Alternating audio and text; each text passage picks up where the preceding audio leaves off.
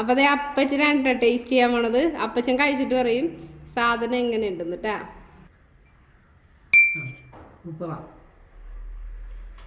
എങ്ങനെയുണ്ട് അപ്പച്ച? Super. Hello friends, welcome back to Eri Pori kitchen. ഞാൻ മിലു ജോർജ്. അപ്പോൾ ഇന്ന് വന്നിരിക്കുന്ന ഒരു ഞണ്ടിൻ്റെ പുതുമയുള്ള ഒരു റെസിപ്പി ആയിട്ടാണ്. ആരും ട്രൈ ചെയ്ത് നോക്കാത്ത ഒരു പുതുപുത്തൻ വിഭവം. അപ്പോൾ ഇതിൻ്റെ മസാലകളൊക്കെ പുതുമയുള്ള മസാലകൾ തന്നെയാണ്. നമുക്ക് എങ്ങനെയാണ് ഇത് തയ്യാറാക്കുന്നത് നോക്കാം. അപ്പോൾ ഞാൻ ഒത്തിരിയേറെ മത്സരങ്ങളിൽ പങ്കെടുത്തിട്ടുള്ള പ്രൈസ് കിട്ടിയ ഒരു വിഭവമാണ് കേട്ടോ ഇന്ന് നിങ്ങളെ ഞാൻ പരിചയപ്പെടുത്തുന്നത്. അതിൻ്റെ പേര് ഞണ്ട് വള്ളിക്കുരുമുളക് കിഴി. അപ്പോൾ അതൊക്കെ ഞാൻ പാചകറാണിയിലൊക്കെ മത്സരിച്ചതാണ് ഈ ഒരു വിഭവം. അപ്പോൾ നമുക്ക് എങ്ങനെ തയ്യാറാക്കുന്നത് നോക്കാം. മുളക് പൊടി, മഞ്ഞൾപ്പൊടി, ഉപ്പ് ഇത് ചേർത്തിട്ട് നമുക്ക് ഞണ്ട് വൃത്തിയാക്കി വെച്ചിരിക്കുന്നത് മാരിനേറ്റ് ചെയ്തെടുക്കണം. അപ്പോൾ ഇതിനു മുമ്പ് ഞാനൊരു വീഡിയോ അപ്ലോഡ് ചെയ്തിട്ടുണ്ട് ഞണ്ടിൻ്റെ റോസ്റ്റ്. അപ്പോൾ അത് കാണാത്തവരുണ്ടെങ്കിൽ അത് കാണുക. അതേപോലെ ഞണ്ട് വൃത്തിയാക്കി എടുക്കാനായിട്ട് ബുദ്ധിമുട്ടുള്ളവർക്ക് അതിൽ ഞാൻ നന്നായിട്ട് ക്ലീനിങ് വീഡിയോയും കൂടെ ചെയ്തിട്ടുണ്ട്. നന്നായിട്ട് ഞണ്ട് എങ്ങനെയാണ് ക്ലീൻ ചെയ്തെടുക്കുന്നതെന്ന്. അപ്പോൾ അത് കാണുക. ഞാനത് ഐക്കാർട്ടിലും എൻഡ് സ്ക്രീനിലും അതേപോലെ ഡിസ്ക്രിപ്ഷനിലും അതിൻ്റെ ലിങ്ക് കൊടുത്തേക്കാം. അപ്പോൾ ആവശ്യമുള്ളവർ അത് കാണുക കേട്ടോ. അതേ നമ്മൾ മസാല എല്ലാം പുരട്ടി വെച്ചു കേട്ടോ. ഇനി ഒരു 10 മിനിറ്റ് അത് അവിടെ ഇരുന്നോട്ടെ. ബാക്കി ആ ഒരു ഞണ്ടിൻ്റെ കാലും കളിയൊക്കെ ഞാൻ ഇങ്ങനെ വെച്ചിട്ടുണ്ട്. ഇത് ഞണ്ടിൽ നിന്ന് ഊറി വന്നിരിക്കുന്ന വെള്ളമാണ്. അത് നമുക്ക് മാറ്റി വയ്ക്കാം. ഇനി നമ്മളൊരു പാൻ ചൂടാക്കിയിട്ടുണ്ട്. അതിലേക്ക് നല്ല വെളിച്ചെണ്ണ ഒഴിച്ചു കൊടുക്കാം. ആ വെളിച്ചെണ്ണയിലാണ് നമ്മൾ ഇന്ന് ഞണ്ട് ഫ്രൈ ചെയ്യാൻ പോകുന്നത്. അപ്പോൾ ഡീപ്പ് ഫ്രൈ അല്ല, ഷാലോ ഫ്രൈ ആണ്. അപ്പോൾ കുറച്ച് വെളിച്ചെണ്ണ ഒഴിച്ചിട്ടുള്ളൂ. ബാക്കിയുള്ള വെളിച്ചെണ്ണ നമുക്ക് കറിയിലേക്ക് എടുക്കാം കേട്ടോ. അപ്പോൾ നമുക്ക് ഞണ്ട് ചേർത്തിട്ട് അതിൻ്റെ ഭക്ഷണങ്ങളെല്ലാം നന്നായിട്ട് ഒന്ന് മൂപ്പിച്ചെടുക്കാം.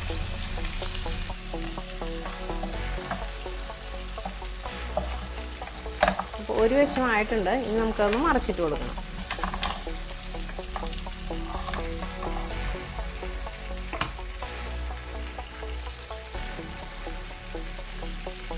രണ്ട് സൈഡും അത്യാവശ്യം മൂത്ത് വന്നിട്ടുണ്ട്. ഇനി നമുക്കിത് എടുക്കാം കേട്ടോ.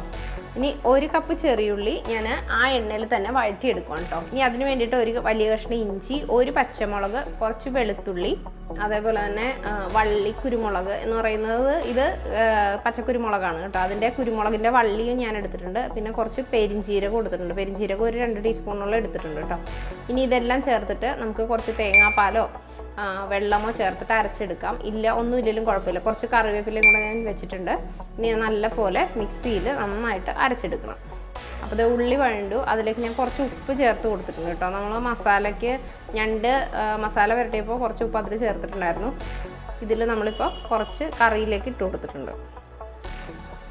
ഇനി ഉള്ളി അത്യാവശ്യം നന്നായിട്ട് വഴണ്ട് വന്നപ്പോൾ നമ്മൾ അരച്ച് വെച്ചിരിക്കുന്ന ആ ഒരു പേസ്റ്റ് നമ്മൾ ചേർത്ത് കൊടുക്കുകയാണ്. ഇതിപ്പോൾ ഇങ്ങനെ ഈ ഒരു കളറിൽ കാണുമ്പോൾ നമുക്കൊരു ബുദ്ധിമുട്ട് തോന്നും. പക്ഷേ നല്ല ടേസ്റ്റ് ആയിട്ടുള്ളൊരു മസാലയാണ് കേട്ടോ. ഇനി ഇതിൻ്റെ പച്ചമണം മാറുന്നത് വരെ ഇത് നന്നായിട്ട് വഴറ്റണം. നമുക്ക് അല്പം വെളിച്ചെണ്ണ കൊണ്ട് ഒഴിക്കാം കേട്ടോ. ഞണ്ട് ഫ്രൈ ചെയ്ത എണ്ണയിലാണ് ഞാൻ ഇത് വഴറ്റിയത്. അപ്പോൾ പോരാത്ത എണ്ണയാണ് നമ്മളിപ്പോൾ ഒഴിച്ചു കൊടുത്തത് കേട്ടോ. ഇനി അതിൻ്റെ പച്ചമണം മാറുന്നവരെ നല്ലതുപോലെ തന്നെ വഴറ്റിയെടുക്കണം.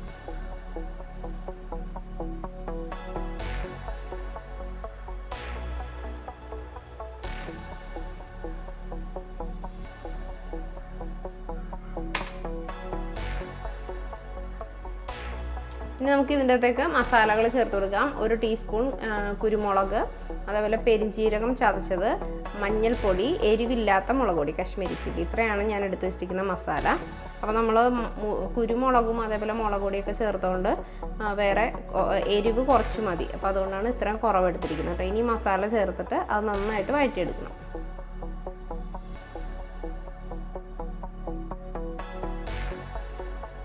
മസാലയൊക്കെ മൂത്ത് പച്ചമണം മാറിയിട്ടുണ്ട്. നമുക്ക് ഒരു ചെറിയ തക്കാളി നല്ല പഴുത്തത് എടുത്തിട്ടുണ്ട് കേട്ടോ. അത് ചേർത്ത് കൊടുക്കാം. തക്കാളി ഒരുപാട് കൂടണ്ട, ചെറിയ തക്കാളി മതി. അത് ചേർത്തിട്ട് നന്നായിട്ട് വഴറ്റിയെടുക്കണം.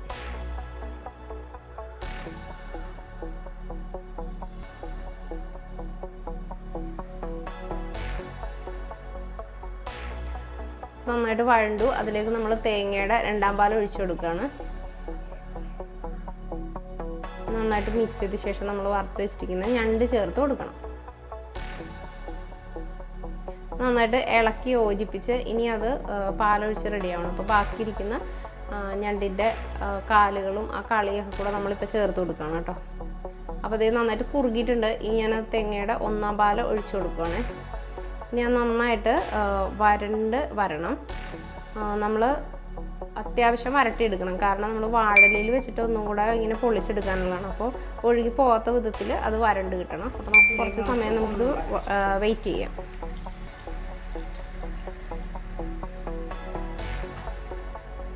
ഇപ്പോൾ ഇതേ വാഴയില ഞാൻ വാട്ടിക്കൊണ്ടിരിക്കുകയാണ് കേട്ടോ. നമുക്ക് പൊതിയാനുള്ള. അപ്പോൾ അതേ മസാലയൊക്കെ നല്ല തിക്കായിട്ട് വന്നിട്ടുണ്ട്. നമുക്ക് ഓഫ് ചെയ്യാം. ഇനി ഇതേപോലെ വാഴയില വെച്ചിട്ട് അതിലേക്കാണ് നമ്മൾ ഈ ഒരു ഞണ്ടിൻ്റെ മസാല വെച്ച് കൊടുക്കുന്നത്.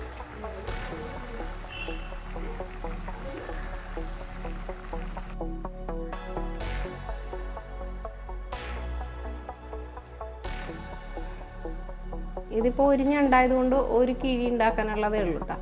ഞാനത് മുഴുവൻ ഇതിലേക്ക് വെച്ച് കൊടുക്കുകയാണ്. ഇനി കുറച്ച് പച്ച കറിവേപ്പില മേലിലിട്ട് കൊടുക്കാം. അതിൻ്റെ ഒപ്പം കുറച്ച് പച്ച വെളിച്ചെണ്ണയും കൂടെ ഒഴിച്ചു കൊടുക്കണം. അതിനുശേഷം നമുക്ക് ഇത് നന്നായിട്ട് പൊതിഞ്ഞ് കിഴി പോലെ കെട്ടിയെടുക്കാം. വാഴ നന്നായിട്ട് വാട്ടിയെടുക്കണം, അല്ലെങ്കിൽ അത് കീറി ഗ്രേവി പോകാൻ സാധ്യതയുണ്ട്. ഇനി നമ്മളൊരു ചട്ടിയിൽ വെളിച്ചെണ്ണ ഒഴിച്ചിട്ട് നമ്മൾ ഈ കിഴി വെച്ച് കൊടുക്കണം. അതിനുശേഷം അത് കുറച്ച് സമയം അടച്ചു വയ്ക്കാം. ഒരു 5-6 മിനിറ്റ് അല്ലെങ്കിൽ ഒരു മാക്സിമം 10 മിനിറ്റ്. അപ്പോൾ അതിനുള്ളിൽ അത് റെഡിയാവും. അതായത് നമ്മുടെ കിഴിയെല്ലാം റെഡി ആയിട്ടുണ്ട്. നമുക്കിത് അഴിച്ച് നോക്കാം എങ്ങനെയുണ്ടെന്ന്. അപ്പോൾ നല്ല സ്മെല്ലൊക്കെ വരുന്നുണ്ട് കേട്ടോ ഈ സമയത്ത്.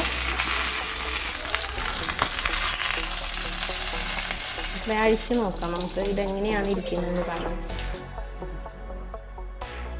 അപ്പോൾ ഇത് അഴിക്കുന്ന സമയത്തുണ്ടല്ലോ നല്ല സ്മെല്ലാണ് വരുന്നത്. ആ ഒരു പച്ച മസാലയുടെയും കറിവേപ്പിലയുടെയൊക്കെ നല്ല സുഗന്ധമാണ് കേട്ടോ.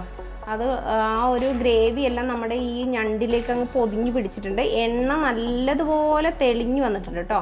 മസാല എല്ലാം അതിലേക്ക് പൊതിഞ്ഞിട്ട് നമുക്ക് കാണുമ്പോൾ തന്നെ കൊതി വരും. നമുക്കിനി ചോറിലേക്ക് അത് എടുക്കാം കേട്ടോ. ഞാനൊരു ലെഗ് പീസും കുറച്ച് ഗ്രേവിയും അതിൻ്റെ നടുക്കത്തുള്ള ആ ഒരു ഭാഗം കൂടി എടുക്കുന്നുണ്ട്. അപ്പോൾ എണ്ണയൊക്കെ തെളിഞ്ഞ് നല്ല കൊതി പിടിപ്പിക്കുന്ന രീതിയിലാണ് നമ്മുടെ കറി ഇരിക്കുന്നത് കേട്ടോ. ഗ്രേവി നമുക്ക് അതിൻ്റെ മേളിലിട്ട് കൊടുക്കാം കേട്ടോ. ചോറിൻ്റെ കൂടെയാണ് ഏറ്റവും നല്ല കോമ്പിനേഷൻ. പിന്നെ അപ്പത്തിൻ്റെ കൂടെയും ഇത് നല്ലൊരു കോമ്പിനേഷനാണ് കേട്ടോ. അപ്പോൾ അതേ അപ്പച്ചനാണ് കേട്ടോ ടേസ്റ്റ് ചെയ്യാൻ പോണത്. അപ്പച്ചൻ കഴിച്ചിട്ട് പറയും സാധനം എങ്ങനെയുണ്ടെന്ന് കേട്ടോ. അപ്പോൾ എല്ലാവർക്കും ഇഷ്ടപ്പെട്ടെന്ന് വിചാരിക്കുന്നു. സബ്സ്ക്രൈബ് ചെയ്യാത്തവർ സബ്സ്ക്രൈബ് ചെയ്യുക, ലൈക്ക് ചെയ്യുക, ഷെയർ ചെയ്യുക, കമൻറ്റ് ചെയ്യുക. എങ്ങനെയുണ്ട് അപ്പച്ച? സൂപ്പർ. അപ്പോൾ എല്ലാവരും ട്രൈ ചെയ്ത് നോക്കണം കേട്ടോ. അപ്പച്ചൻ ടേസ്റ്റ് ചെയ്ത് അപ്പച്ചന് ഇഷ്ടപ്പെട്ടേ.